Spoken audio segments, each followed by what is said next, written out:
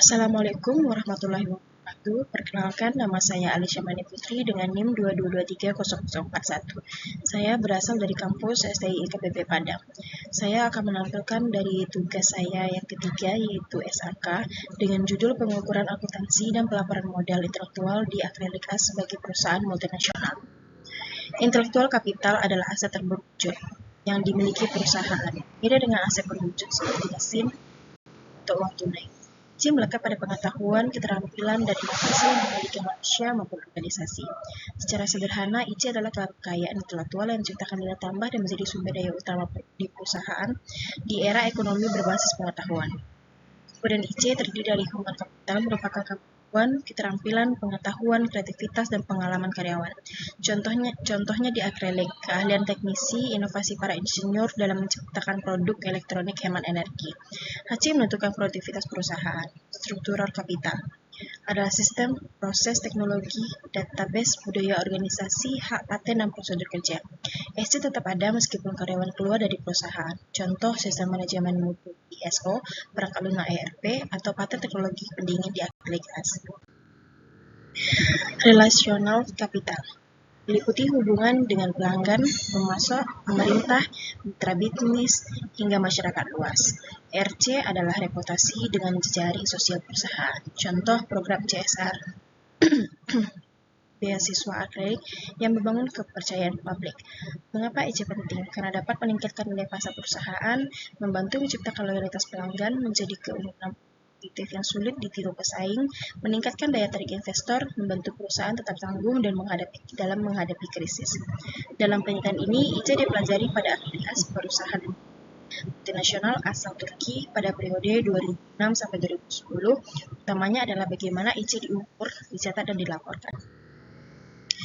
Metodologi adalah cara atau langkah sistematis untuk mengumpulkan, mengelola, dan menganalisa data agar penelitian bisa menjawab tujuan. Data penelitian objek Acrylic As, perusahaan elektronik besar di Turki dengan operasional global. Periode 2006 sampai dengan 2010. Sumber data, laporan tahunan, laporan operasional, neraca, dan laporan laba rugi. Metode pengukuran IC, market value, artian, perbedaan antara nilai pasar saham perusahaan dengan nilai bukunya. Jika nilai pasar jauh lebih tinggi dari nilai buku, selisihnya mencerminkan nilai IC dan aset tak berwujud. Contoh, jika nilai buku Acrylic 10 miliar, tetapi kapasitas 10 miliar, tetapi kapitalisasinya pasarnya 15 miliar, maka selisih 5 miliar bisa dianggap sebagai nilai IC. Value add intellectual capital, pengertian metode untuk mengukur seberapa efisien perusahaan menggunakan sumber daya intelektual dalam menciptakan nilai tambah. Indikatornya ada human capital efficiency, struktural capital efficiency, dan capital employed efficiency. Temuan penelitian fluktuasi IC 2006, FAIC tertinggi 4,69, IC kuat.